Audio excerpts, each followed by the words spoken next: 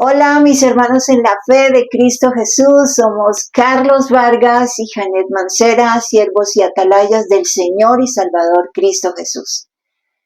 Hemos decidido hacer nuevamente el video que hicimos este pasado domingo, que fue, hoy estamos aquí, amor, el día 16 de marzo, el domingo 16, hicimos un video con el tema que hoy vamos a tratar acerca de la verdad de los diezmos, pero pues desafortunadamente tuvimos muchos problemas de sonido por la plataforma. No era aquí, hermanos, porque teníamos bien el internet, la cámara estaba bien, todo eso. El problema fue de allá, entonces se oye muy entrecortada la voz y se oye a destiempo la voz por un lado y pues la imagen por otro, hermanos. Entonces mucho desorden. Decidimos volver a hacer el video con el fin de que se pueda apreciar mejor el tema que mi esposo les trae para este video, hermanos. Bienvenidos a todos los que se conectan y ven este video,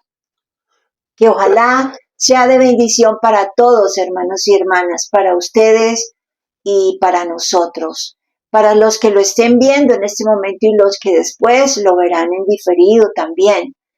Que la gracia y paz de Dios el Padre les acompañe y a nosotros también. Bueno, que podamos aprender mucho en este momento con este tema que Dios le ha inspirado a mi esposo a enseñarnos en este momento. Y vamos a comenzar como siempre lo hacemos, hermanos y hermanas, con una oración, con un canto de alabanza, y luego mi esposo tendrá el tiempo para que presente el mensaje que nos tiene para esta noche con el favor de Dios. Bendito y alabado sea Él que nos permite esta oportunidad de comunicarnos así por este medio, hermanos y hermanas, y fortalecer nuestra fe y nuestro conocimiento. Les invito a los hermanos que pues se suscriban al canal y que le den clic en la campanita y en todas las notificaciones para que la plataforma de YouTube les avise cuando suba un nuevo video, cuando estemos en un directo.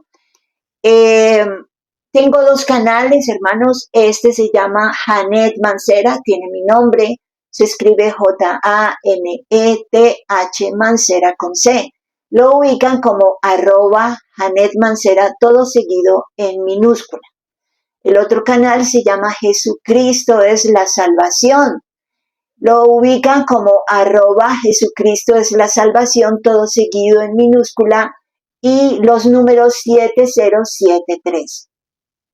Ojalá se unan a los canales, hermanos, se suscriban y le den clic en la campanita y en todas las notificaciones. Y no olviden dejar su like, hermanitos. Es importante que le den clic en manita, dedito arriba, para que así la plataforma no esconda el video y pues lo haga visible.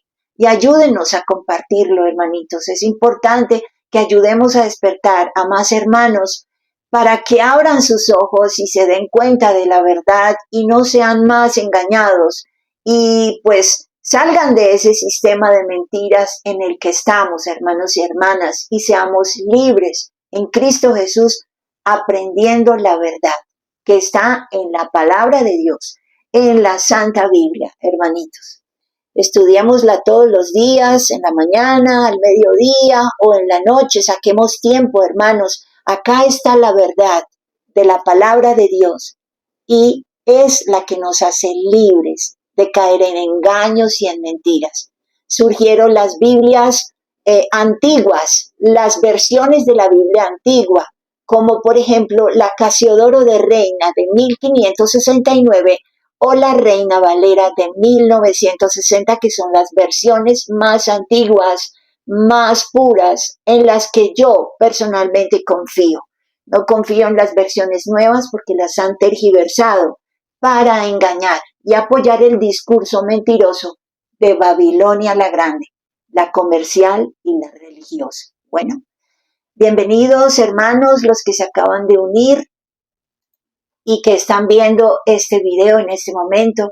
Que la paz y gracia de Dios el Padre, de Dios su Santo Hijo Jesucristo, de Dios el Espíritu Santo les acompañe y a sus familias y nos acompañe a todos, hermanos y hermanas. Bueno, bienvenidos. Dios les bendiga. Vamos a comenzar entonces con una canción que se titula Bendita Oración.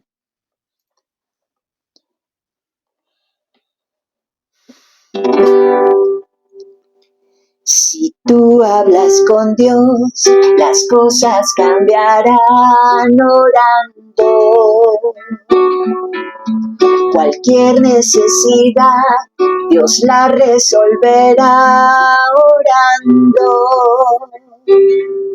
Descansad en el Señor, las penas mitigad orando. Bendita oración, yo puedo hablar con Dios. Orando. Si tú hablas con Dios, las cosas cambiarán orando. Cualquier necesidad, Dios la resolverá orando. Descansad en el Señor, las penas mitigad orando. Bendita oración, yo puedo hablar con Dios. Orando. La la la la la la. La la la la la la la la. La la la la la la. La la la la la la la la. Descansad en el Señor, las penas mitigad orando. Bendita oración, yo puedo hablar con Dios. Orando.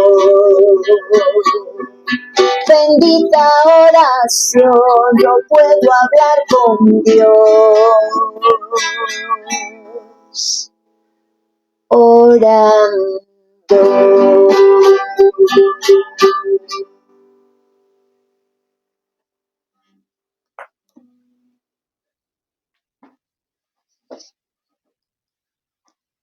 Amadísimo Padre eterno que estás en el cielo, te agradecemos infinitamente por la oportunidad que nos das de poder realizar esta charla, Padre amado. Gracias por la compañía de tu Santo Espíritu con nosotros, por la inspiración que le diste a mi esposo para que él pueda enseñarnos en esta noche tu santa palabra. Ayúdanos a ser receptivos, Padre amado. Abre nuestro corazón, nuestra mente, para que podamos aprender, entender este mensaje y podamos llevarlo a la práctica en nuestra vida. Bendice a los hermanos que se han conectado, que están viendo este video. Ayúdalos, por favor, en sus vidas, amado Dios. Ayuda a sus familias para que estén bien. Dales protección, salud, bienestar a todos nosotros, amado Dios bendito. Líbranos del mal. Ayuda a todos tus santos en cada rincón de la tierra, donde quiera que estén. Protégenos, amado Dios.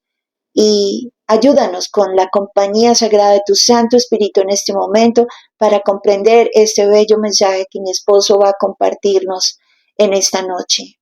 Que se haga siempre tu santa voluntad, amado Dios. Te alabamos, te bendecimos, te adoramos en el nombre sagrado de nuestro Señor y Salvador Cristo Jesús, nuestro Yeshua HaMashiach.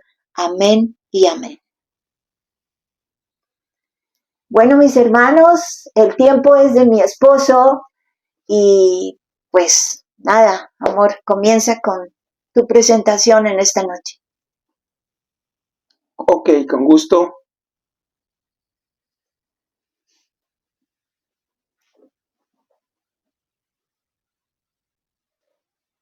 Hermanos, buenas noches. Para mí nuevamente es un privilegio poderme dirigir a ustedes y poder compartir una palabra que el Señor me ha pedido que les revele. No es un tema fácil, es un tema muy delicado porque desafortunadamente toca intereses y toca intereses económicos.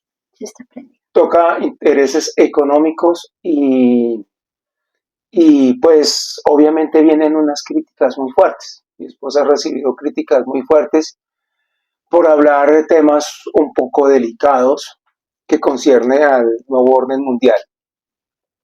Pero no vamos a tocar ese tema. Pero este tema no es menos espinoso y no es menos ponzoñoso. ¿Por qué? Porque toca, repito, intereses económicos. Y vamos a hablar hoy acerca de los diezmos. ¿Qué son los diezmos? Eh, ¿Cómo se pagaban en el Antiguo Testamento los diezmos? ¿Para qué eran los diezmos? ¿Cómo se distribuían los diezmos? ¿Y cuál es la diferencia entre lo que se hacía en el Antiguo Testamento y lo que se está pidiendo ahora? Vamos a sacar los hermanos del error de esa doctrina falsa que nos han venido inculcando con respecto al tema de la prosperidad extrema y el pacto con Dios. Y vamos a explicar un poco esto, cuáles son las promesas de Dios reales frente a este tema. Muchísimas gracias, hermanos. Entonces, empecemos con el Antiguo Testamento. En la Biblia se relata, en el Antiguo Testamento, la primera vez se relata del diezmo y ese tema lo toca Abraham. El tema lo toca Abraham. Abraham no estaba bajo el pacto mosaico todavía, porque Abraham fue mucho antes que Moisés, ¿cierto? Entonces, no había ciertas normas todavía que especificaran el uso de determinados temas, especialmente este, como es el diezmo, ¿cierto? Pero aquí ya les empiezo a contar la historia de cómo se registra el diezmo. Y venimos con Abraham. Resulta que en los días de Abraham habían unos reyes que entraron en conflicto, entraron en guerras. Había un rey que se llamaba Kedorlaomer. Kedorlaomer gobernaba sobre 9 reinos, eran 9 reyes en total, y gobernaba inclusive sobre los reyes de Sodoma y Gomorra. Con el tiempo, los reyes de Sodoma y Gomorra y otros reyes se rebelan contra Kedorlaomer, ¿cierto? Y van a una guerra. En el 13º año entran en guerra, ¿cierto? Entonces, entran los ejércitos de Kedorlaomer y toman a Sodoma y Gomorra, se llevan sus riquezas, su gente. Recordemos que Lot vivía en Sodoma, ¿cierto? Lot vivía, y Lot, ¿quién era Lot? Lot era el sobrino de Abraham, ¿cierto? Entonces se los lleva cautivos, ¿cierto? Los toma cautivos junto con sus esposas, sus parientes, sus riquezas, su ganado, todo se los lleva este rey, ¿cierto? Abraham tenía unas tierras, estaba en unas tierras, se presume que eran arrendadas o le habían permitido desarrollar allí sus actividades agrícolas. Entonces, uno de los amigos de Abraham, que fue tomado cautivo, él huye, ¿cierto? Escapa y le avisa a Abraham que su sobrino ha sido tomado cautivo con sus esposas, sus familias, sus siervos, sus criados, todas sus posesiones. Y dice la escritura, vamos a leer, hermanos, en Génesis 14. Es importante que ustedes tomen nota de todas estas escrituras que nosotros les vamos a dar para que sepan de dónde es que sale este discurso, ¿cierto? Y la idea es que ustedes puedan abrir su mente.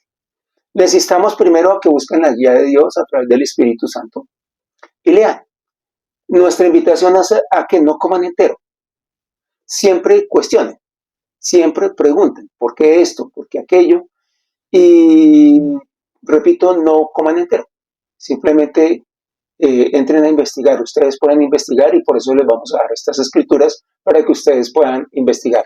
En Génesis 14, en el versículo 13 más o menos dice, y vino uno de los que escaparon y le anunció a Abraham, el hebreo, que habitaban en el encinar de Manré, el amorreo, hermano de Escol y hermano de Aner, los cuales eran aliados de Abraham. Oyó Abraham que su pariente estaba prisionero y armó sus criados. Los nacidos en la casa 318 y los siguió hasta Dan.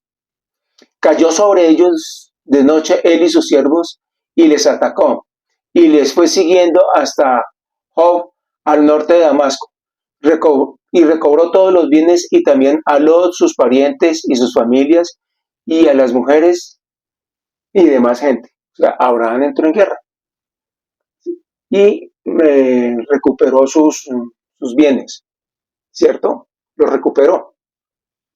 En el versículo 17 dice lo siguiente: y cuando volvía de la derrota de Kedorlaomer y de los reyes que con él estaban, salió el rey de Sodoma a recibirlo en el valle de Sab, que es el valle del rey. Entonces Melquisedec, rey de Salem y sacerdote del Dios Altísimo, sacó pan y vino y le bendijo diciendo: bendito sea Abraham del Dios Altísimo, creador de los cielos y de la tierra, y bendito sea el Dios Altísimo que entregó a sus enemigos en tu mano, y le dio a Abraham sus diezmos de todo. Abraham le dio sus diezmos de todo a Melquisedec. Entonces el rey de Sodoma dijo a Abraham: dame las personas y toma para ti los bienes. Miren lo recto que era Abraham. Aquí vamos a dar cuenta de lo recto que era él. Y le respondió Abraham al rey de Sodoma: he alzado mi mano a Jehová Dios Altísimo, creador de los cielos y de la tierra, que desde un hilo hasta una correa de calzado nada tomaré de todo lo que es tuyo, para que no digas: yo enriquecí a Abraham. O sea, Abraham no tomó ventaja de esta situación. Él ganó la guerra, él puso los hombres, él puso las víctimas, puso sus recursos económicos, dejó de trabajar, dejó de producir, por ir a libertar a estas personas cautivas. Libertó no solamente a sus sobrinos, sino a todas las demás personas y a todas las riquezas que ellos habían tenido. Pero él no quiso tomar ventaja del rey de Sodoma y él pudo haber dicho: no, yo los liberé, ahora todo esto es mío. Pero le dijo el rey de Sodoma: no, le he prometido a Dios que no tomaré nada tuyo, para que después tú no vengas a hablar mal de mí diciendo que yo me enriquecí gracias a ti. Yo, para que después no digas: yo enriquecí a Abraham, excepto solamente lo que comieron los jóvenes y la parte de los varones que fueron conmigo, Aner, Escol y Namre, los cuales tomaron su parte. Estos eran los tres amigos de Abraham: Aner, Escol y Namre, donde él tenía sus tierras. Y estos amigos, uno de ellos fue el que le avisó a Abraham que habían tomado cautivo a Lot. Aquí vemos, se registra por primera vez lo que es el diezmo. Pero cómo lo pagó Abraham, cómo dice la historia, aquí no especifican cómo, pero la historia sí especifica cómo lo hizo. ¿Qué pasó? Abraham, del botín que había tomado, ¿cierto? Abraham, ¿cómo lo repartió? Primero sacó de lo que habían tomado los jóvenes, como dicen aquí, para su sustento, para las pérdidas que ellos habían tenido, porque pues ellos también se fueron con bajas, para restaurarle, restituir a las víctimas, ¿cierto? De ese conflicto, de los gastos que había tenido Abraham de desplazamiento, de los recursos que él había puesto porque él había dejado de trabajar. Planear una guerra no es fácil, y entonces él tomó de esos bienes. Descontó lo del rey de Sodoma, le dijo al rey de Sodoma: mira, esto es tuyo, y no, ni una correa de un zapato le descontó al rey de Sodoma, le dijo: mira, esto es tuyo. Y lo que le quedó a Abraham, de lo que le quedó, o sea, de sus ganancias, fue lo que él le llevó al rey, a Melquisedec, al príncipe de paz, y le dio el 10% de su botín, o sea, el 10% de sus ganancias, ¿cierto? El 10% de sus ganancias. Esto fue iniciativa de Abraham. Dios no se lo pidió. Dios no le dio una revelación especial. Dios no lo exigió. No se le presentó como ángel y le dijo: mira, exijo de ti el pago de los diezmos y de todo lo que tienes. No. Eso fue una acción de corazón, de puro amor y agradecimiento a Dios porque Dios lo había librado a él y su sobrino de las manos de reyes enemigos y los devolvió intactos. A Abraham no le pasó nada.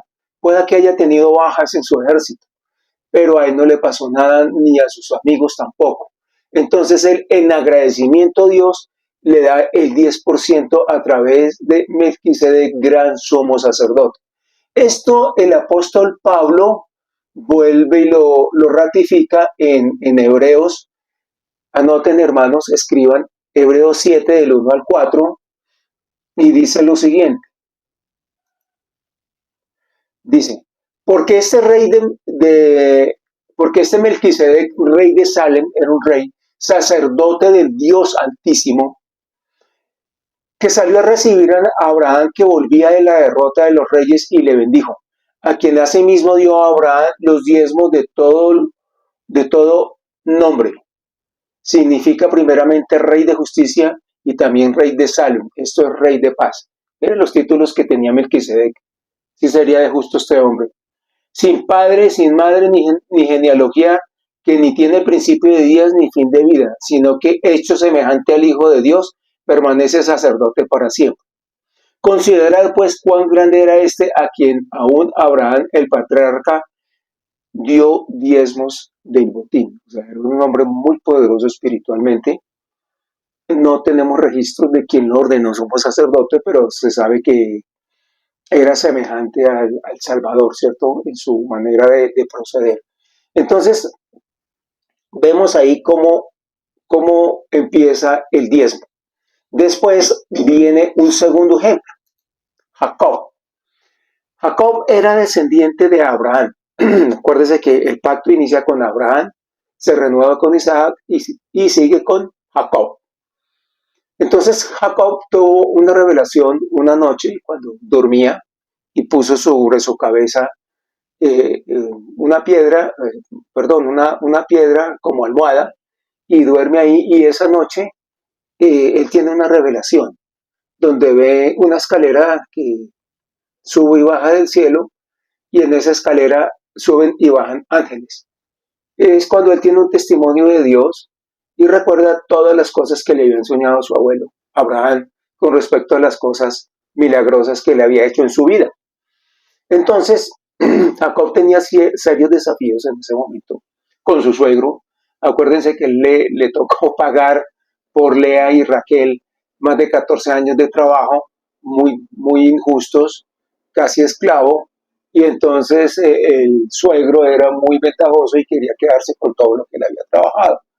Entonces, él en ese momento, ya teniendo testimonio de Dios, acude a Dios y la escritura, hermanos, está en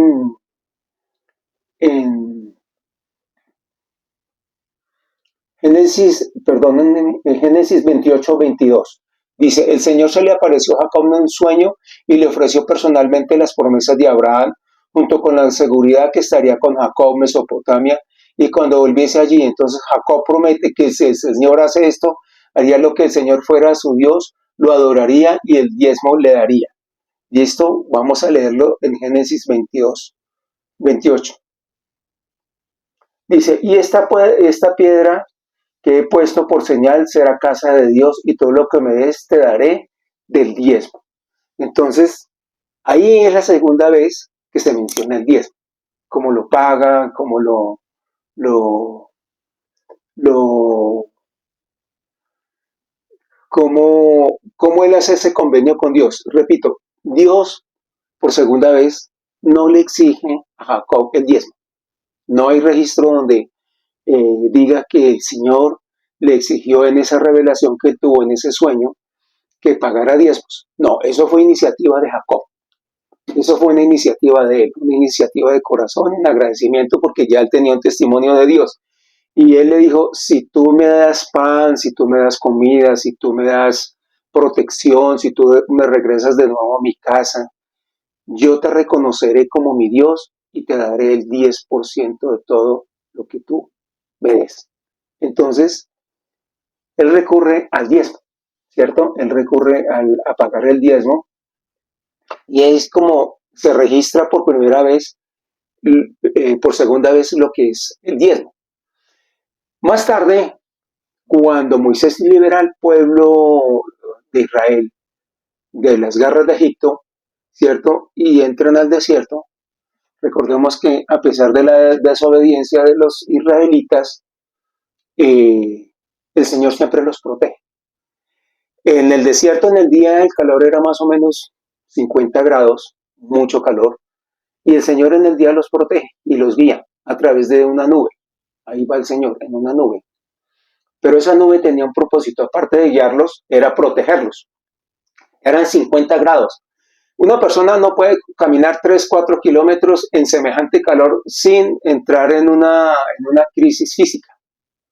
Empieza a deshidratarse y el sol quema el cuerpo, quema el rostro, así que es muy difícil sobrevivir en el desierto bajo esa temperatura, sin los elementos adecuados de protección. Por la noche la temperatura cambia, ya son 10 grados bajo cero. ¿Y cómo hizo el Señor para protegerlos? Con una columna de fuego. ¿Para qué? Para calentarlos. Mire el amor que Dios tenía al pueblo de Israel, aun cuando estaban en desobediencia muchas veces. Pero el Señor los protegía porque esa era su palabra, que Él los iba a proteger. Entonces, llegan, duran 40 años en el desierto, listo, y ahí el pueblo de Israel empieza a crecer, a crecer. Cuando ya iban a tomar posesión de la tierra prometida, Moisés divide en 12 al pueblo de Israel, en 12 tribus, que son las 12 tribus de Israel, ¿cierto? Al dividir esas 12 tribus de Israel, se dividen las tierras, cada tribu toma parte de una tierra. Pero el Señor dice, los levitas son sagrados para mí porque son descendientes directos de Aarón. Entonces los levitas se van a encargar de ahora en adelante del tabernáculo, más tarde del templo que construyó Salomón. Entonces ellos se encargan de hacerle mantenimiento al tabernáculo, aseo, se encargan de los sacrificios, de la planeación, de todo lo que tienen, ¿cierto? Y el Señor les dice, ustedes no tendrán tierras, ustedes van a vivir del diezmo. Entonces vamos a ver cómo era ese diezmo en esa época. Vamos a leer, hermanos, en Números 18 del versículo 21 al 24. Y ahorita les vamos a explicar cómo se pagaba el diezmo en esa época, quiénes lo pagaban, por qué lo pagaban y bajo qué circunstancias lo pagaban, ¿cierto? Y para qué lo pagaban. Y dice así, a los levitas doy como herencia y en pago por su servicio en la tienda de reunión. ¿Cuál era la tienda de reunión? El tabernáculo. En ese tabernáculo muchas personas querían entrar, querían tocarlo, y ese era el poder físico de Dios.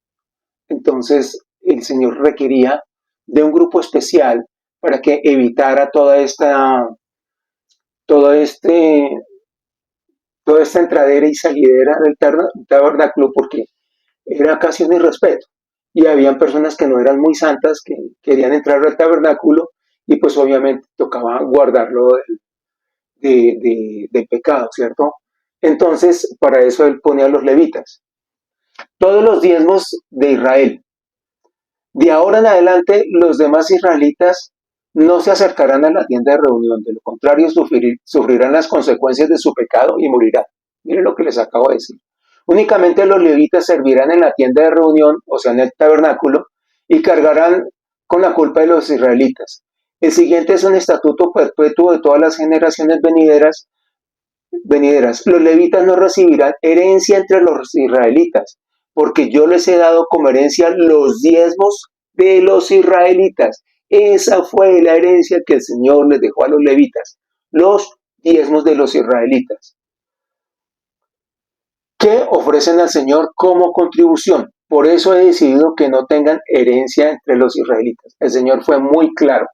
Y el Señor vuelve en Nehemías, apunten hermanos, escriban, en Nehemías 10 del 35 al 39, y les voy a leer la escritura. Dice, aquí empieza a especificar un poco más de cómo es que se pagaba ese diezmo. Dice, y cada año traeríamos a la casa de Jacob las primicias de nuestra tierra y las primicias del fruto de todo árbol. Asimismo, los primogénitos de nuestros hijos y de nuestros ganados, como está escrito en la ley, y que traeríamos los primogénitos de nuestras vacas y de nuestras ovejas a la casa de nuestro Dios, a los sacerdotes que ministran en la casa de nuestro Dios, que traeríamos todas las primicias de nuestras masas y nuestras ofrendas y del fruto de todo árbol y del vino y del aceite para los sacerdotes a las cámaras de la casa de nuestro Dios, y el diezmo de nuestra tierra para los levitas, y que los levitas recibirán las décimas de nuestros labores en todas las ciudades, y que estarían el sacerdote hijo de Abraham con los levitas cuando los levitas recibieren el diezmo, y que los levitas llevarían el diezmo del diezmo a nuestra casa de Dios, a las cámaras de cada tesoro, porque las cámaras del tesoro han de llevar a los hijos de Israel y a los hijos de Leví la ofrenda del ganado, del vino y del aceite, y allí estarán los utensilios del santuario y los sacerdotes que ministran, los porteros y los cantores, y no abandonaremos la casa de nuestro Dios.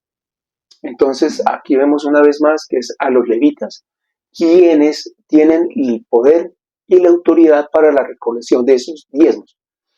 Se pagaba el diezmo cada año. ¿Y cómo se pagaba este diezmo? Se pagaba eran especies. Ellos crearon unas bodegas, como le dicen aquí, cámaras que se llaman el alfolí. El alfolí, entonces ellos cada año de los frutos que recibían, digamos, un ganadero tenía 100 vacas. De esas 100 vacas le produjeron 10 becerritos pequeños. De esos 10 becerritos pequeños, uno era para el Señor, ¿cierto? Y entonces ese becerrito se lo llevaban al sumo sacerdote y a los levitas para que ellos lo pusieran en el alfolí y ellos pudieran venderlo al mercado, y así era como ellos se sustentaban. Y también vamos a decirles ahorita para qué eran esos diezmos. Los diezmos, hermanos, eran para las viudas, los huérfanos, para el extranjero, porque el Señor le había dado la orden al pueblo de Israel que el extranjero tenía que ser muy bien tratado y muy bien recibido, como si fuese un israelita. Entonces era para el extranjero, para las fiestas que había decretado el Señor en honor a él, en recordatorio a que él los había liberado de las guerras del pueblo de Egipto, y también para la infraestructura del tabernáculo, para hacerle mantenimiento y estas cosas. El diezmo no era, hermanos, para construir santuarios, para construir imágenes. No, el diezmo no era para el sumo sacerdote, para ponerse grandes vestidos, para comprarse caballos, bueyes, asnos en esa época, para enriquecerse. No. El diezmo y las ofrendas eran única y exclusivamente para repartirlos entre los más necesitados. ¿Quiénes pagaban diezmos? Pagaban diezmos los ricos. Una persona que no tuviera posesiones no pagaba diezmo. Un hombre mayor de 50 años no pagaba diezmo. Las viudas eran las que menos debían pagar diezmos. Ellas debían ser protegidas, cuidadas, amadas. Los jovencitos no pagaban diezmos. Entonces, este diezmo era solamente para los ganaderos y se dio como un principio de equilibrio social. O sea, ¿por qué? Porque la manera de crear riqueza es compartiendo. No es como lo citan hoy el sistema comunista, que es quitándole al rico para darle al pobre porque todos ambos quedan pobres. Y entonces, no. Simplemente de una parte de lo que tiene el rico, simplemente se la va a dar al pobre para que pueda sostenerse. Esa era la orden de Dios. Compartir, no que ambos quedaran aguantando hambre, ¿cierto? Y se compartían era de las ganancias. Entonces, ¿quiénes no pagaban diezmos? No pagaban diezmos el grupo que ya les dije, pero también cuando había prosperidad era que se pagaba el diezmo. Si digamos había una sequía y en lugar de tener 100 cabezas de ganado, ¿cierto? Se morían 20 cabezas de ganado, pues hubo pérdidas. Obviamente que el ganadero o el terrateniente, el hombre rico, no podía pagar diezmos porque antes hubo pérdidas. Entonces, ¿cómo iba a pagar diezmos? El diezmo se paga es de las ganancias, ¿cierto? Y si no hay ganancias, no hay diezmo. ¿Cómo nos están estafando hoy en día? Hoy en día nos están exigiendo los diezmos a todos, trabajen o no trabajen. Si usted gana 2 millones de pesos, fíjense que a usted aquí en Colombia le descuentan un porcentaje para salud y pensión, digamos, le descuentan 200.000 pesos, ya queda 1.800.000. De ese 1.800.000 usted tiene que pagar 500 de arriendo, le quedan 1.300.000. De ese 1.300.000 usted paga 400 de comida, ya le quedan 900. De esos 900 usted tiene que sacar 200 para desplazamiento, para pasajes y todo eso, y pagar buses, etcétera, etcétera. Le quedan 700. De esos 700 le tiene que dar algo a sus hijos. Le quedan 500, ¿cierto? De esos 500 que a usted le quedan, es que debería, o era como se pagaba diezmos en el Antiguo Testamento. Pero hoy en día le cobran a usted el diezmo de los 2 millones de pesos, que no se deberían cobrar. Y ya les decimos por qué no los deberían cobrar y los están estafando, hermanos. O nos estafaron, porque yo también caí en eso, mi esposa también cayó en eso. ¿Y saben por qué caímos en eso? Por no leer las escrituras, por no escudriñar, Amén. por no investigar, por no preguntarle a Dios, Señor, ¿esto que me está diciendo mi líder es cierto? ¿Es tu voluntad? Entonces, ¿qué pasa? Cuando uno no investiga, cuando uno no estudia y come entero, entonces uno entra a cometer idolatría y es a adorar al líder. Y a creer en el líder, que todo lo que le diga a su líder es la palabra de Dios. Y eso se llama idolatría. El Señor sí nos insta a seguir a sus líderes, a respetarlos, quererlos y apreciarlos, pero no adorarlos. Y a seguirlos solamente en sus buenos ejemplos.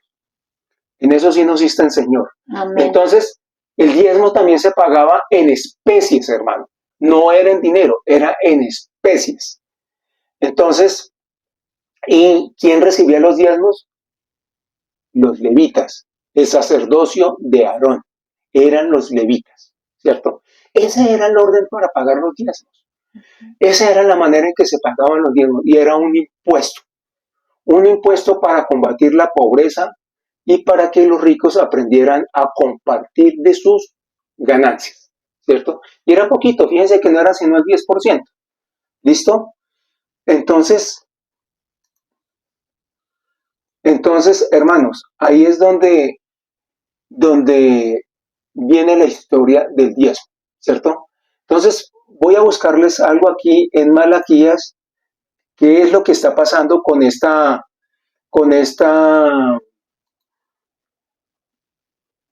escritura tan mal tergiversada que nos han enseñado y por medio del cual nos están estafando, ¿cierto?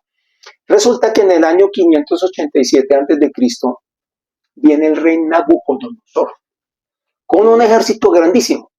Y el pueblo de Israel, por estar en pecado, por estar en desunión, por estar rebelándose contra Dios y peleando entre ellos, viene el rey Nabucodonosor y los invade. Y viene y quema el templo, ¿cierto? Viene y lo destruye entonces y se lleva cautivas 10 tribus de Israel. Entre esas 10 tribus de Israel que se llevan Nabucodonosor, se lleva nada más y nada menos que a los levitas. Entonces, hermanos, ahí se rompe el orden de cómo debía pagarse los diezmos. Ya no existen levitas para que se recolecten diezmos, no existen. Se acaba el diezmo. ¿Por qué? Porque ya no entran, ya el que manda no es el pueblo de Israel, sino el rey Nabucodonosor. Entonces ya el rey Nabucodonosor no exige diezmos, sino impuestos. Entonces él les pone impuesto para todos, hasta para respirar les pone impuesto. Entonces ya no había quien recolectara diezmos. Como hoy. Ya no hay quien recolecte diezmos. En esa época no había quien recolectara diezmos porque, repito, las 10 tribus de Israel, entre ellos los levitas, fueron llevados cautivos, ¿cierto? Cuando se libera el pueblo de Israel, de los babilonios, del rey Nabucodonosor, pues Herodes el Grande intenta recuperar el templo, ¿cierto? Lo reconstruye. Sin embargo, Roma entra nuevamente e invade Jerusalén. ¿Cómo les parece? Invade Jerusalén. Entonces el templo ya no está administrado y ya nadie oficiaba, ningún levita oficiaba porque finalmente los levitas no regresaron. Los levitas no regresaron de su cautiverio. Solamente que habían dos religiones, los fariseos y los saduceos, los que administraban el templo a su antojo. Los fariseos inventaron 634 normas que el Señor nunca les mandó. El Señor les mandó solo 10 mandamientos, pero ellos inventaron 624 más, porque ellos creían que tenían una mejor idea que Dios. Como siempre, hoy en día, hermanos, el Señor revela algo y siempre hay alguien que tiene una mejor idea que Dios. Siempre hay alguien que tiene una mejor idea que Dios. Ellos inventaron más de 634 normas. Más o menos son por el estilo. Entonces, ya no hay diezmos, ya no hay recolección de diezmos porque no existen los levitas. Pero aparte de eso viene el hombre más grande que ha pisado sobre la faz de la tierra. Jesús el Cristo. Y él viene con una doctrina superior, ¿cierto? Y él viene con una estructura diferente. Ya no se fija tanto en la ley, sino en la misericordia, ¿cierto? Y él dice, ya no quiero más sacrificios, sino quiero misericordia. Quiero un corazón quebrantado y un espíritu contrito. Entonces, léanse ustedes en Mateo 5, cuando empieza el Sermón del Monte. En el Sermón del Monte, hermanos, que es el discurso más impresionante que se ha dicho por hombre alguno en toda la historia, es el discurso más grandioso en la historia de la humanidad, el Sermón del Monte. Amén. No ha sido comparado con nadie más. Fue una lección de vida que nos dio el Salvador. Nos dijo, mire, esto es lo que yo quiero. Ahí está la esencia del Evangelio del Señor, en el Sermón del Monte. Entonces, de ahí en Mateo para adelante, siguen las enseñanzas del Salvador, en ese Sermón del Monte. Y él habla solamente del amor, de la misericordia. Ratifica nuevamente los 10 mandamientos. Y ya no se exige el 10. Porque el Señor entra a enseñar el nuevo pacto, el nuevo convenio. En él se cumple el antiguo pacto, cuando él dice consumado es. Ya cumplí. Amén. Ya cumplí el viejo pacto, ahora entra el nuevo pacto. Y el nuevo pacto es más difícil de cumplir que el viejo pacto, porque antiguamente usted cometía un pecado, entonces compraba una ovejita que no tuviera defectos, se le llevaba un corderito del sumo sacerdote, y él cogía y sacrificaba el corderito por usted. Y usted se iba tranquilo, pero sin fuego en el corazón. El israelita se iba tranquilo porque dice, ay, ya expié mis pecados, pero su pecado seguía aquí en la mente y en el corazón. No había arrepentimiento. El Señor eleva la ley. Eleva la ley y dice, no, ya no quiero sacrificios, quiero su corazón. Quiero un espíritu quebrantado, corazón contrito. Quiero un corazón arrepentido. Eso es lo que yo quiero. Quiero tus lágrimas de arrepentimiento. Quiero que me muestres un cambio. Ya no exige sacrificio. Corazón quebrantado y un espíritu contrito. Eso es lo que desea el Señor hoy en día. Antiguamente se decía ojo por ojo y diente por diente. No era una ley de venganza, era una ley de restitución. Si usted me quitó, me robó un caballo, pues yo tengo que devolverle dos, por reponiendo el caballo que le quité y aparte de eso, compensándolo por las pérdidas. Esa era una ley de restitución, no era una ley de venganza. Pero el Señor eleva la ley y dice, si alguien te quite la capa, da la túnica. Si alguien te pega en la mejilla derecha, pon la otra. Si alguien te obliga a ir una milla, ve con él, 2. Si te pide prestado, dale. Mire cómo él eleva la ley, porque ya es puro corazón, puro corazón. Entonces ya no se piden los diezmos, se acaban los diezmos. Se acaban los diezmos, ya no hay diezmos, hay es ofrendas de ayuno. El Señor instituye las ofrendas y sigue con el mismo ejemplo. ¿Para qué eran las ofrendas que recolectaba el Señor? Primero, ellos tenían una campaña con 12 apóstoles, primero para sostenerse y segundo, de lo que les quedaba, compartían de esos bienes a las personas más necesitadas. Era para los demás, no era, esas ofrendas no eran para construir templos, sinagogas, para Jesucristo comprarse ropas costosas, no señor, era para el sostenimiento de ellos y para los demás. Jesucristo lo dijo, las zorras tienen guaridas, las aves tienen nidos, el Hijo del Hombre no tiene dónde poner la cabeza. Él se hizo pobre a sí mismo. Jesucristo tuvo el tiempo para haber ordenado la construcción de capillas, templos, centros de reuniones, seminarios, institutos. ¿Cómo se llama esto cuando salen a ¿cómo es que le dicen los pastores a esto? ¿Retiros? Retiros espirituales, nada de eso. El Señor sus grandes prédicas las hizo afuera, en las montañas, en los valles, en las orillas del mar, en una barcaza, afuera del templo. El Señor siempre estaba en público, no ordenó construcción de capillas. Hermanos, Jesucristo ni siquiera sabía que era cristiano porque el término cristiano se viene conociendo 300 años después, cuando ya el grupo de cristianos empieza a crecer. Y les decía así, ese era un apodo muy peyorativo, o sea, era un apodo hasta feo en esa época. Hoy en día ser cristiano es un honor, pero en esa época no, les decían como los feos del paseo, pues, les decían cristianos para distinguirlos de los otros. Entonces, ni siquiera Jesucristo sabía que él era cristiano, hermanos.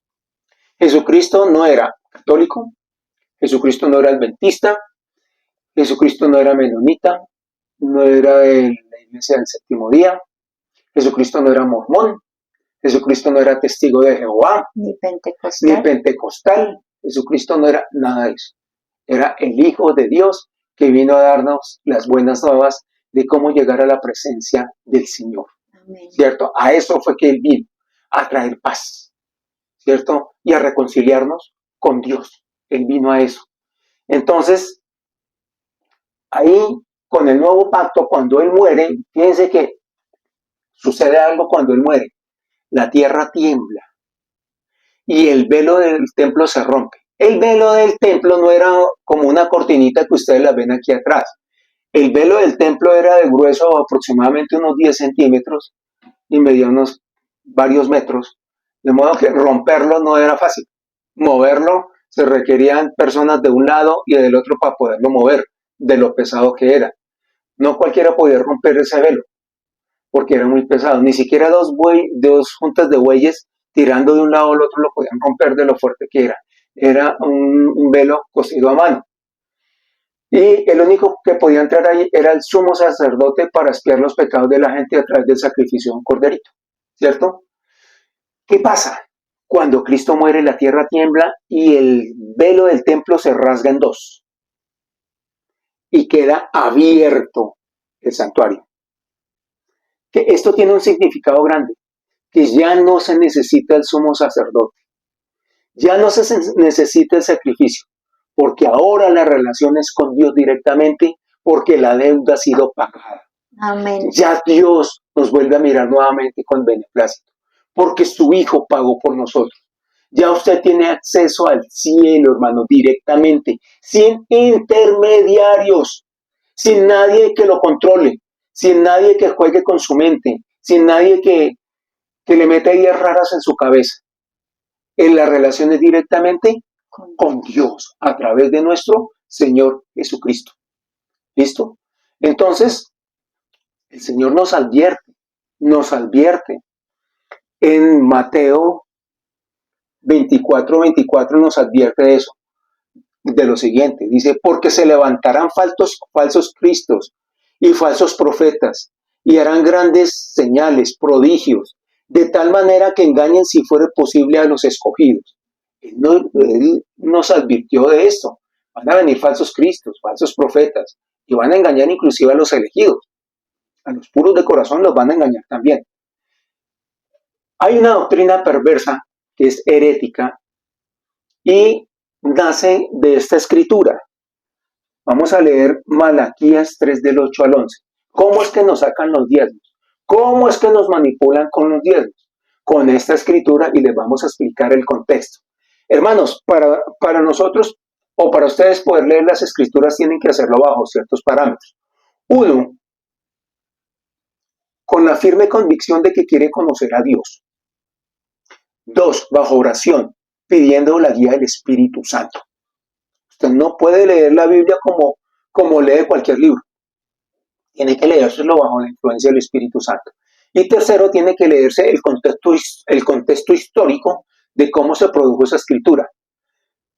No todas las promesas que están ahí son para nosotros. Hay promesas que fueron únicas y exclusivamente a ciertas personas, en ciertas circunstancias, en ciertas situaciones. Entonces no se pueden aplicar esas promesas al día de hoy. Por ejemplo, al siervo de Abraham que lo sucedió, ¿me recuerdas el nombre? Josué. A Josué se le dieron ciertas promesas, que esas promesas hoy en día no las hacen a nosotros. No, el Señor le hizo esa promesa a Josué, fue en su momento, en el momento en que él iba a tomar posesión de la tierra prometida. Fue a él y le dijo: esfuérzate y sé valiente, porque yo estoy contigo. Pero ¿a quién le hizo esa promesa? A él, fue específicamente a él. Si bien es cierto que revela el carácter de Dios bondadoso que nos va a acompañar en los momentos difíciles, pero esa fue una promesa a él. Fueron promesas a los israelitas en su momento, en las circunstancias, en esa época, en ese año que se les dio, que ya no son aplicables hoy en día. Hoy en día se aplican son las promesas que dio el Señor nuestro Salvador, Jesucristo, a partir del nuevo pacto. Hoy en día estamos bajo la gracia, hermanos, no estamos bajo la ley. Entonces, ¿qué pasa? Los señores que nos están estafando, y me disculpan la palabra que utilizo, porque vamos a tener problemas. Yo voy a tener problemas y me van a echar todo el agua sucia encima y van a hablar, nos van a atacar, van a intentar destruir este video porque estoy tocando intereses económicos. Pero Cristo murió por la verdad y dice: esta es la escritura con el cual nos están engañando a nosotros. Dice: ¿robará el hombre a Dios? Pues vosotros me habéis robado. Eso está en Malaquías 3 del 8 al 11. Y dijisteis: ¿en qué te hemos robado? En vuestros diezmos y ofrendas. Malditos sois con maldición, porque vosotros toda la nación me habéis robado. Traed todos los diezmos al alfolí y haya alimento en mi casa. ¿Sí ven que el diezmo era para alimentos? Y el alfolí era un sitio, una bodega donde guardaban todos los alimentos allí para poderlos distribuir. Y haya alimento en mi casa, y probadme ahora en esto, dice Jehová de los ejércitos: si no, os abriré las ventanas de los cielos y derramaré sobre vosotros bendición hasta que sobreabunde. Reprenderé también por vosotros al devorador, y no destruirá el fruto de la tierra, ni vuestra vida en el campo será estéril, dice Jehová de los ejércitos. Esa bendición era para los israelitas en ese momento. ¿Qué pasó? Les voy a decir el contexto histórico de por qué Malaquías regañó al pueblo de Israel. Resulta que en una de sus visitas al templo, Malaquías, cuando llegó, encontró el templo supremamente descuidado, muy descuidado. Y encontró pues que no habían sacrificios, no habían ordenanzas, no había nada. Y él dijo: bueno, ¿qué pasó aquí? Entonces le dice el sumo sacerdote: lo que pasa es que ya los levitas no están con nosotros. Dijo: ¿por qué? Dijo: los levitas están trabajando en las calles, están trabajando recolectando dinero, están trabajando en los campos, consiguieron empleo. Y dijo: ¿cómo así? ¿Pero por qué? Dijo: porque es que nadie está pagando diezmos. Nadie está pagando diezmos. Entonces no hay manera de sostener a los levitas. Entonces es cuando Malaquías se molesta y dice esta gran revelación, esta gran escritura. De ahí es que se pegan los líderes modernos para podernos sacar el diezmo. Pero hermanos, ese diezmo fue dado en la época del antiguo pacto, del Antiguo Testamento. Entonces yo me pregunto, ¿vamos a obedecer todo el Antiguo Testamento, una parte o todo. Si vamos a obedecer el Antiguo Testamento y vamos a implementar el Antiguo Testamento, entonces morimos todos porque todos violamos el día de reposo. Entonces nos van a apedrear a los adúlteros, a los fornicarios, a los que toman trago. Mejor dicho, no va a quedar nadie vivo. Todo el mundo va a ser apedreado. ¿Por qué? Porque estamos obedeciendo el Antiguo Testamento. Si empezamos a obedecer el Antiguo Testamento, entonces estamos invalidando el sacrificio expiatorio de nuestro Señor Jesucristo. En otras palabras, lo estamos haciendo a un lado, que es lo que hacen los judíos al no reconocer a Cristo como su Salvador. Ellos todavía siguen creyendo y esperando a un Mesías, especialmente los judíos ortodoxos. Entonces, estaríamos invalidando. Hoy en día, hermanos, estamos sobre la gracia. La gracia es la que nos protege, no sobre la ley. La ley ya pasó, la ley la cumplió Jesús, uno por uno, ni una tilde, ni un ápice, ni una coma. Se saltó Jesús, todo fue cumplido. Entonces, bajo esos términos, nosotros no tenemos por qué pagar un diezmo. El Señor sí nos insta a dar alegremente. En 2 Corintios 9:7 dice, porque Dios ama al dador alegre. Primera de Corintios. Perdón, ¿es Primera de Corintios o Segunda de Corintios? Primera de Corintios 9.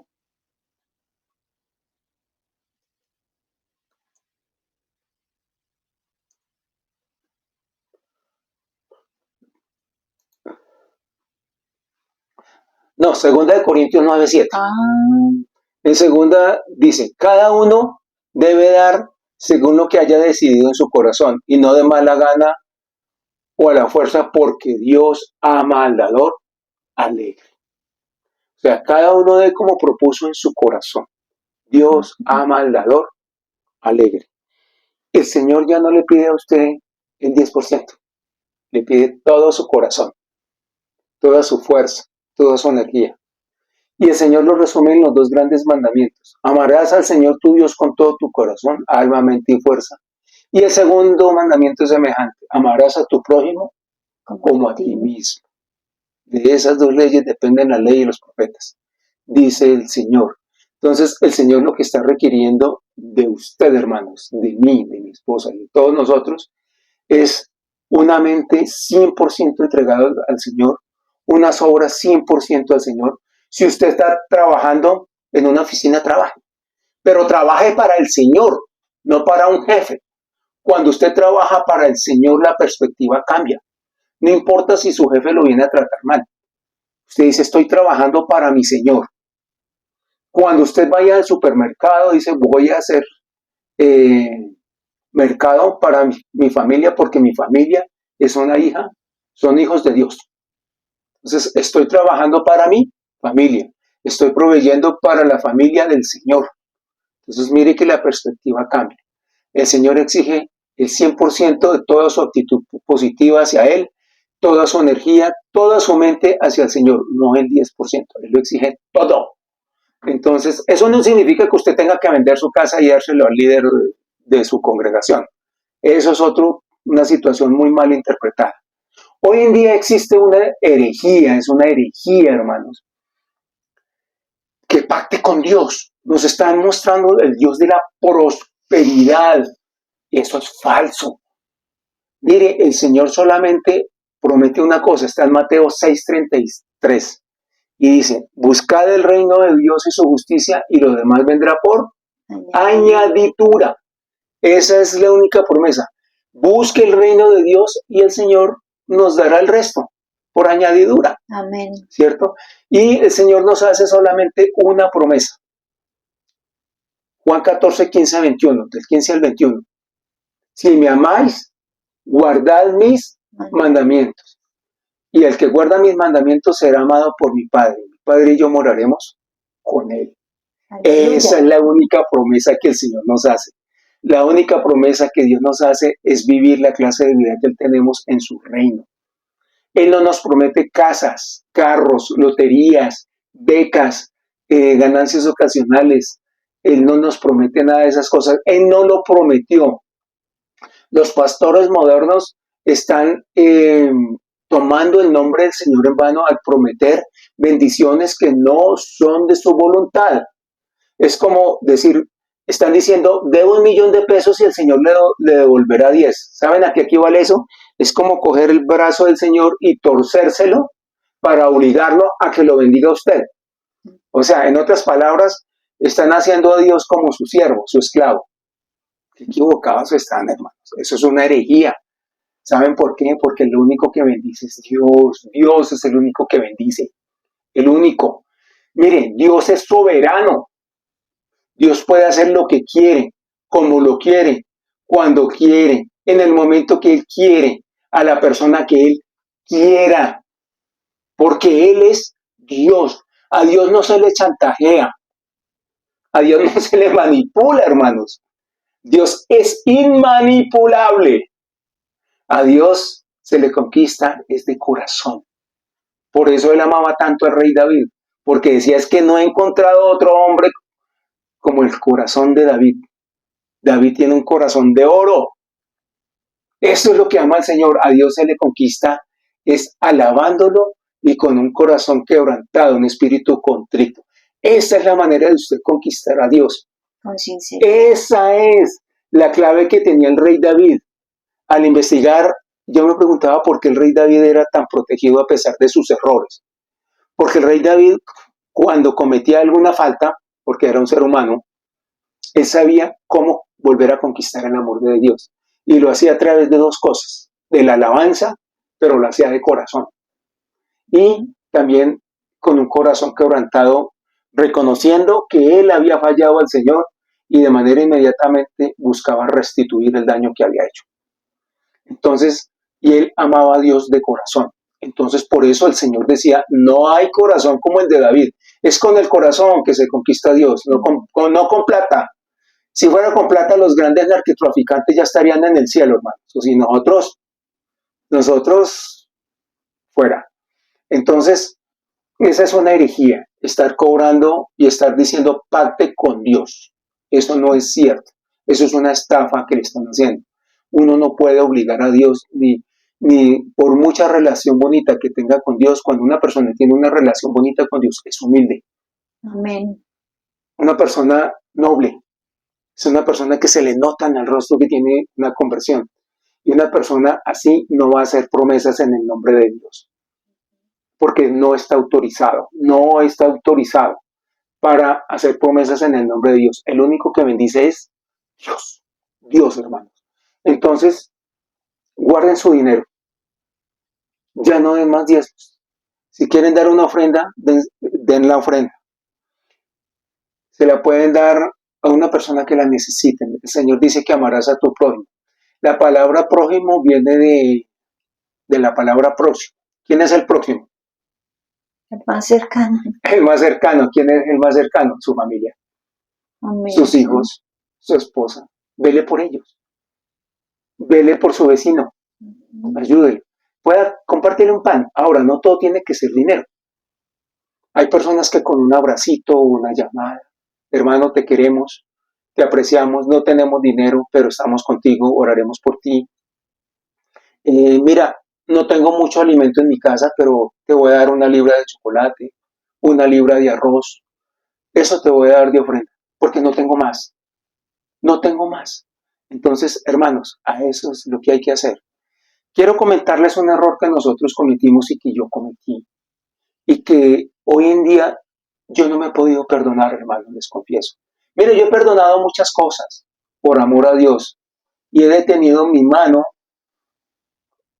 con personas que se lo merecen porque me han hecho daño, pero la he detenido por amor al Señor, porque el Señor dice, mía la venganza y yo pagaré. Entonces yo he detenido mi mano y he perdonado muchas cosas, muchos agravios, muchos insultos, muchas humillaciones. El daño que me hicieron a mí económico ha sido enorme. Muy enorme. Yo estoy desempleado ahorita por la decisión de unas personas corruptas a las cuales yo no me presté para seguir esos actos de corrupción en la empresa donde yo estaba. Y he vivido un martirio estos 3 años, hermanos. Y me quedan otros 3 años de martirio. pero hemos tratado de mantener la fe y de conservarnos dignos. Yo a la iglesia mía, a la que pertenecía en ese momento, doné miles de dólares. Mi esposa en ese momento tenía un cáncer mortal. Posteriormente, después le arrolló una moto y ella es como la mujer biónica. Tiene tornillos por todos lados y tiene placas de titanio por varias partes del cuerpo. Soy un milagro. Ella es un milagro. Ella estuvo desahuciada. Y yo en medio de esa crisis, ustedes saben lo que es sostener un cáncer, el dinero que se va, pues yo quebré. Pero yo, ante todo, el diezmo. En lugar de utilizar ese dinero, para apoyar a mi esposa, a mis hijas, a mis padres, lo utilizaba era ayudando a una corporación que se suplía de nuestros diezmos, y me di cuenta que mis grandes líderes andaban en jets privados, iban a los mejores restaurantes, con los mejores vestidos de paño, con grandes lujos, unas camionetas impresionantes, unos autos impresionantemente hermosos, último modelo. Se quedaban en los mejores hoteles de la ciudad cuando viajaban. Ellos viajaban y era a costillas nuestras. Ganan sueldos exorbitantes en dólares. Y yo dije, yo estoy sosteniendo una cantidad de personas. Terrible. Y nosotros sufriendo necesidades. Imagínense. Y entonces fue cuando desperté y el Señor me dijo, despierta, que eso no lo he pedido yo. ¿Cómo pagamos ahora nosotros nuestros diezmos y ofrendas? Los pagamos ayudando a las personas. Y les vamos a confesar algo, hermanos. Ojalá no pierdas la bendición, porque la Escritura dice que tu mano izquierda no sepa lo que hace la derecha. Mire, en los tiempos de la pandemia, mucha gente perdió su empleo, sus negocios, y había mucha gente pidiendo limosna por la calle, pidiendo comida. Eso fue muy triste, hermanos. Aquí venían a pedirnos que tenían hambre. ¿Qué hicimos nosotros? Yo le agradecí al Señor porque tenía empleo en ese momento, no lo perdí, me lo conservaron, lo perdí fue después. Del dinero que yo tenía, de lo que ganaba, comprábamos unos mercaditos y los poníamos en el carro, o nos los llevábamos en la mano y empezábamos a repartirlos a las personas que necesitaban. Unos mercaditos pequeños, una libra de arroz, una libra de frijol, un poquito de aceite, unos huevitos, unos espaguetis, agüita, un juguito y ya. Era una cosa pequeña. Pero con eso podían subsistir un día, 2 días, ¿cierto?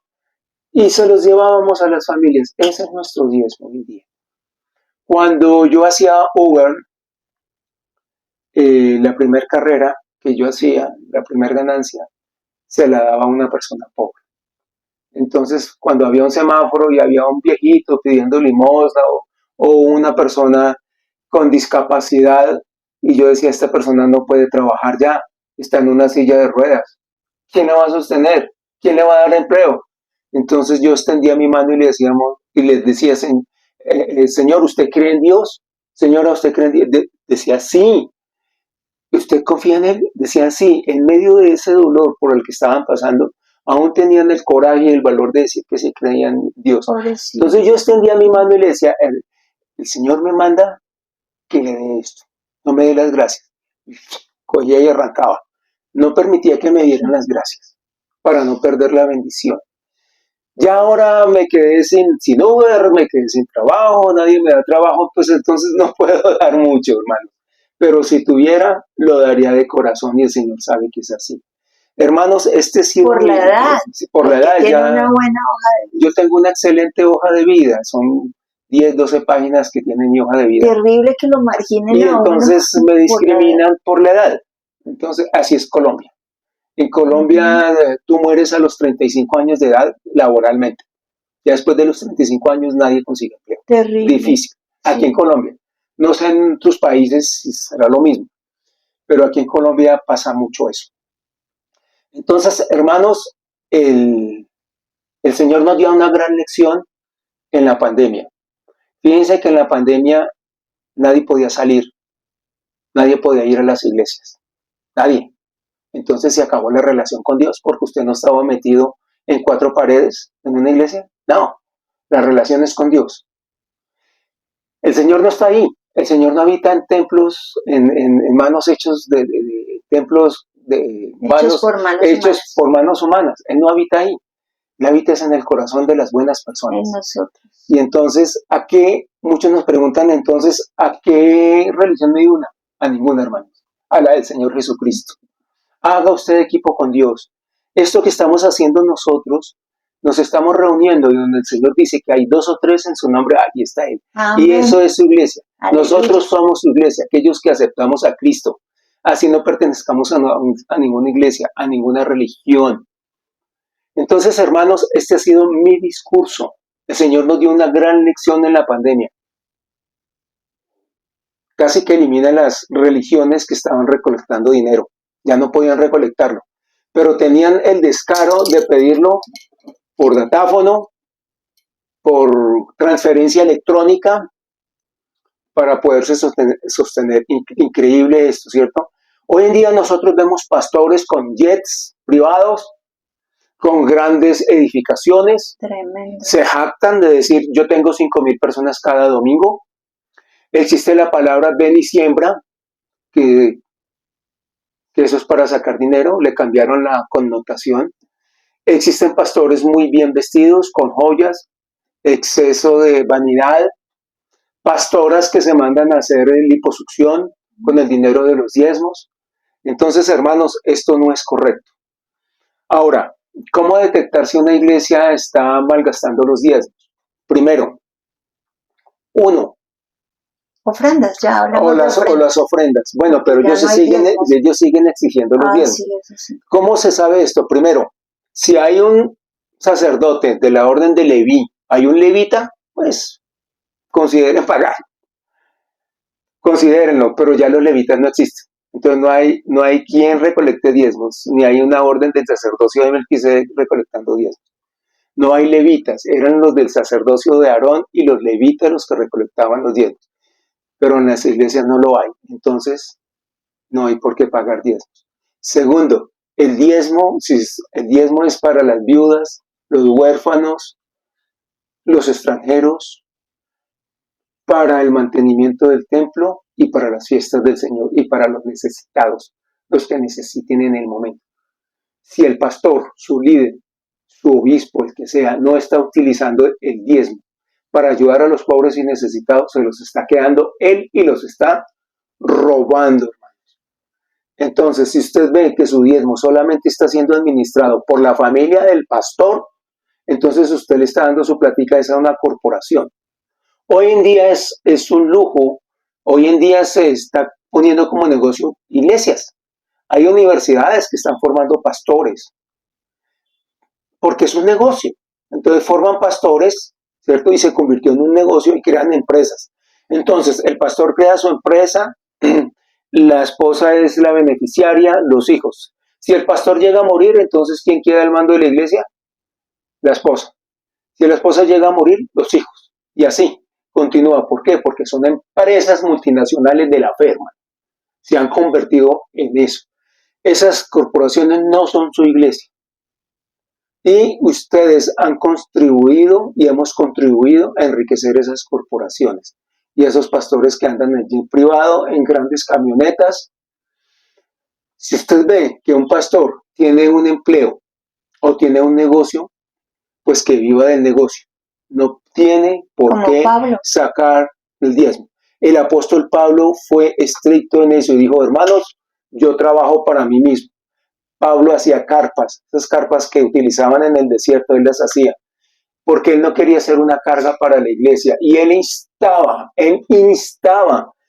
a que las personas no molestaran pidiendo diezmos y ofrendas. Eso sí está en 1 Corintios capítulo 9. Sí, entonces, hermanos, no boten más su dinero. Más bien ayuden a su familia, a su esposa, a sus hijos. Compartan un plato de comida con un hambriento. con alguien que les pide comida, si alguien les pide limosna, no le den dinero. Regáleles un pan, regáleles un mercadito, regáleles una invitación a almorzar, un plato de comida, regáleles eso. Compartan. Perdón, amor, Compartan. una acotación. Quería recordar en Mateo 23:23, el Señor fue claro y habló en sentido pasado referente al diezmo. Lean Mateo 23:23. Y Él dice, esto era necesario hacer sin dejar de hacer aquello. Esto era, no dijo, esto es necesario hacer. Dice, esto era. Lean. Entonces era. Antes era el diezmo, ahora son ofrendas. Y hay que saber a quién se las dan. Hermanos, estamos bajo la gracia. Ya olvidémonos del Antiguo Testamento. Estudiémoslo para saber la historia de cómo se dieron los acontecimientos, pero para practicarlo, las palabras de Jesús. Hermanos, esta ha sido mi ilustración, mi enseñanza. Espero que le pregunten al Señor si mis palabras son verdaderas. Pregúntenle al Señor si deben seguir o no dando su dinero a las corporaciones religiosas. Buscan el Espíritu Santo como guía. Amén. Para que los ilumine y les testifique de estas escrituras que hemos leído. Dejo este discurso con mucho amor en el sagrado nombre de mi Salvador Jesucristo. Amén. Amén. Muchas gracias, amor. Muy bonita tu charla. Esperamos de verdad que todas estas cosas que mi esposo habló en esta noche nos sirvan para instrucción, para salir de Babilonia la mentirosa, Babilonia la grande, la cual está conformada por la comercial y la religiosa, ecuménica o nuista, hermanos. Salgamos de ahí. La verdad es Cristo Jesús, a Él debemos seguir. Bueno, Él dice, si permaneciereis en mis palabras, seréis verdaderamente mis discípulos y conoceréis la verdad, y la verdad os hará libres.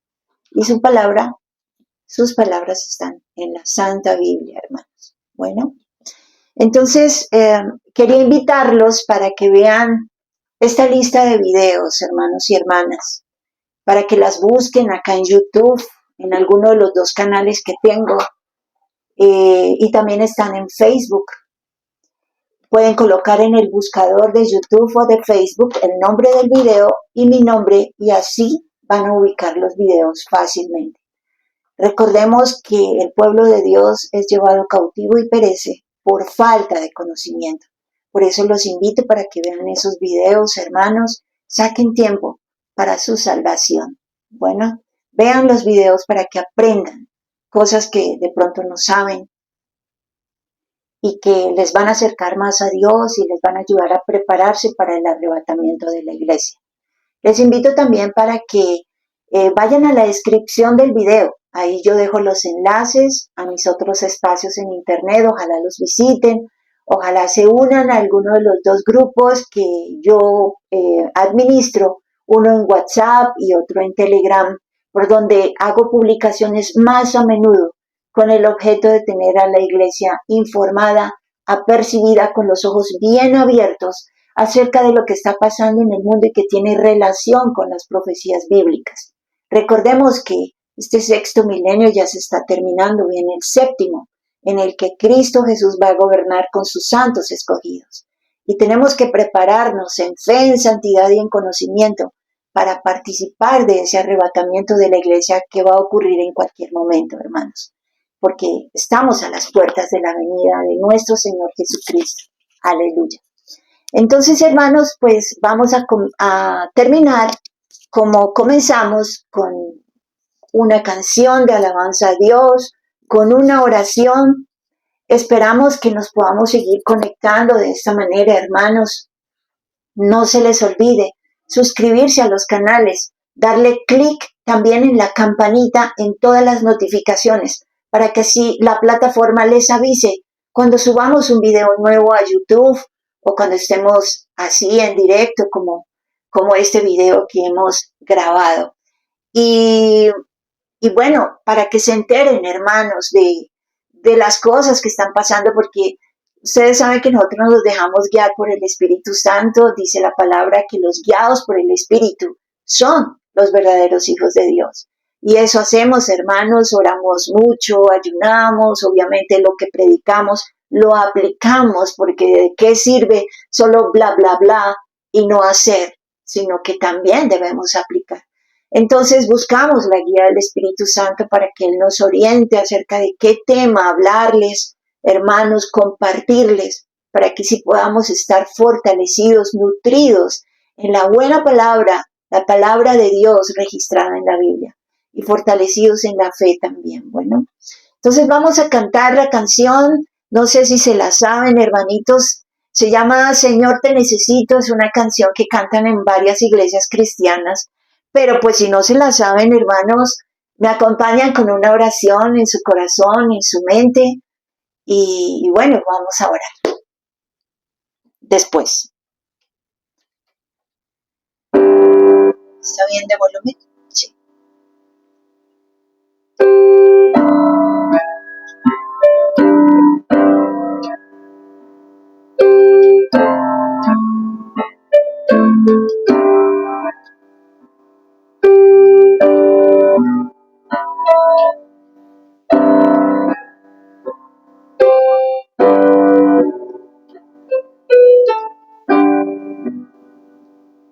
Te necesito, sí, bendito ser. Ninguno como tú, paz puede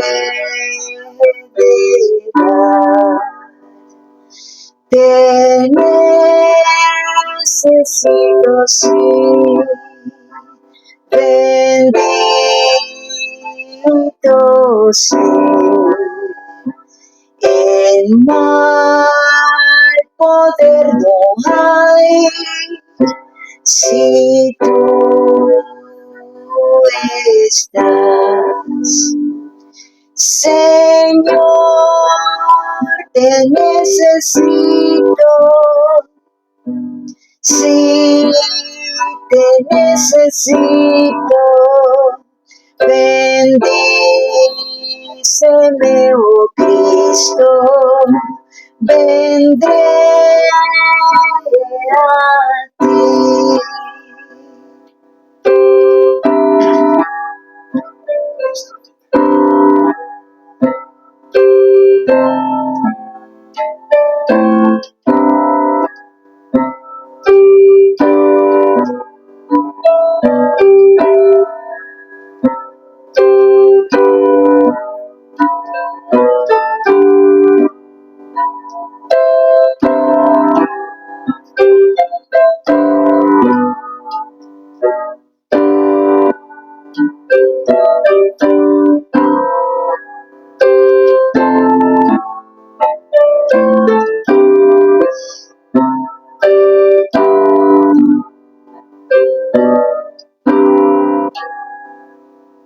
Te necesito, sí, en malo bien, conmigo a morar, oh pronto ven. Te necesito, sí, mi Salvador, y tuyo por amor seré, Señor. Señor, te necesito. Sí, te necesito. Bendíceme, oh Cristo, vendré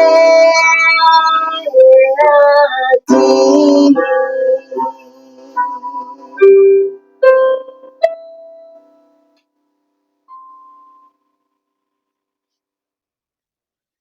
Bendito Padre eterno, estamos agradecidos contigo por esta bendición que nos diste de estar acá reunidos en este momento. Gracias, amado Dios, por ese mensaje tan hermoso que mi esposo pudo compartir con nosotros, por la inspiración de tu Santo Espíritu, Padre. Gracias por tus enseñanzas, por tu santa palabra, porque nos permites poderla leer, poderla comprender con la guía bendita de tu Santo Espíritu.